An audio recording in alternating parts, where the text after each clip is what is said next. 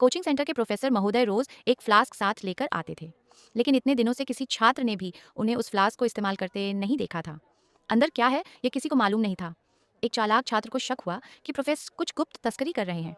उसने तुरंत थाने में रिपोर्ट लिखवा दी। पुलिस साहब भी इस राज को जानने के लिए टीम लेकर पहुंच गए। उन्होंने खुद को नए छात्र बनाकर क्लास में बैठ लिया। थोड़ी देर बाद प्रोफेसर साहब भी उसी फ्लास्क के साथ क्लास में दाखिल हुए। उन्होंने पुलिस वालों को देखा और पूछा, तुम कौन हो भाई? पुलिस वालों ने चालाकी से जवाब दिया, हुजूर हम तो नए छात्र हैं, अभी अभी एडमिशन लिया है। प्रोफेसर ने मान लिया और क्लास शुरू कर दी। अब कुछ देर बाद क्लास में 3-4 लड़के लेट आ गए। उनके चेहरे पढ़ाई करने वालों जैसे बिल्कुल नहीं लग रहे थे। प्रोफेसर ने उन्हें देखते ही तुरंत पूछा, होमवर्क कहाँ है? उन लड़कों ने अपनी नोटबुक प्रोफेसर को सौंप दिए। प्रोफेसर ने नोटबुक खोली, देखा और फिर अपना वो रहस्यमयी फ्लास्क उन लड़कों को दे दिया और बोले, इसे स्टाफ रूम में रखाओ। बस यही पुलिस वालों को सब समझ आ गया। अगले ही पल उन्होंने उन लड़कों को घेर लिया।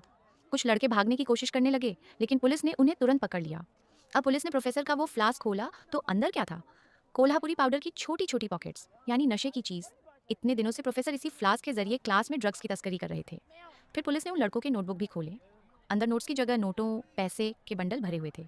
यानी ये सब मिलकर ड्रग्स बेचने का धंधा चला रहे थे और पैसे इसी तरह एक्सचेंज हो रहे थे।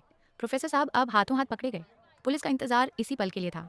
अब न प्रोफेसर बच सकते हैं न उनके साथी। पूरा गिरोह एक साथ जाल में फंस गया। कहानी यहीं खत्म होती है साहब। शिक्षा के नाम पर चलने वाले इस अड्डे पर ऐसा गंदा खेल चल रहा था जो आज पुलिस की सूझबूझ से पकड़ा गया।